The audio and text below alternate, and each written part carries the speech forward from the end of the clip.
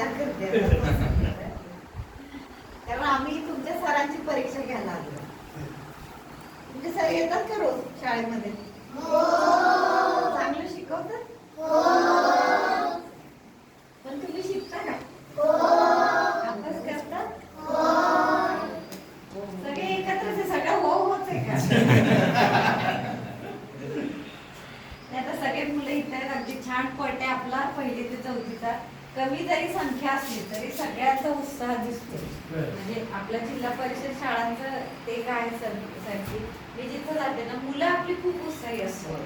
म्हणजे कुठला पण कार्यक्रम असू दे, असं कंटाळलेली नसतात ते. म्हणजे त्यांना नवीन नवीन बघायचं असतंय, शिकायचं असतंय. आता आम्ही कोण आहे हे तुम्हाला लक्षात येणार आहे का? मी PDO आहे. PDO म्हणजे काय? पंचायत समितीला असते पन्हाळ्याला माझं ऑफिस. तर तुमच्या ग्रामपंचायती, शाळा, तुमचे दवाखाने, अंगणवाड्या सगळ्यांचं मॅनेजमेंट म्हणजे सगळ्यांचं जसं शिक्षक तुमच्या ऑफिसला असतात तसं तालुक्याचं माझ्याकडे असतं. त्याच्यासाठी अभ्यास करावा लागतो. पण सगळ्यांनी अधिकारी व्हायचंय असं नाही ठरवायचंय. तुम्ही वेगळं पण काही व्हायचंय. कुणी डॉक्टर व्हायचंय, कुणी इंजिनियर व्हायचंय, कुणी चांगली शेती करायची, कुणी बिझनेसमॅन व्हायचंय.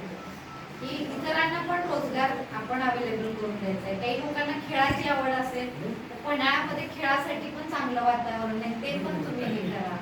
म्हणजे तुम्ही तुमचं शाळा एन्जॉय केली पाहिजे. लहान वयामध्ये तर आम्ही तुम्हाला अगदी करिअर वगैरे सांगणं अपेक्षित नाहीये, पण तुम्हाला जे आवडतं ना ते तुम्ही करा. जे आवडते ते तुम्ही करा. तुमच्या शाळेच्या शिक्षकांना विचारा की तुम्हाला काही शंका असतील, प्रश्न विचारत राहा. प्रश्न विचारले पाहिजेत आपण, काही अडचण आली तर. त्याच्याशिवाय तुम्ही आणि तुम्हाला शाळेसाठी काही गरज वाटत असेल, समजा तुम्ही काही गोष्टी टीव्हीत बघत असताल किंवा घरामध्ये चर्चा करून ऐकत असाल आणि आपल्या शाळेत हे पाहिजे, तर तुम्ही तुमच्या सरांना सांगा, सर आम्हाला सांगते की बाबा आमच्या शाळेमध्ये हे द्या, आम्हाला जेवढं शक्य आम्ही तुम्हाला द्यायचा प्रयत्न करू. मग खेळाचं साहित्य असेल किंवा तुम्हाला वेगळ्या काही गोष्टी पाहिजे असतील त्याचा पण आपण विचार करू. तर सगळ्यांनी छान शाळेत रोज उपस्थित राहायचंय.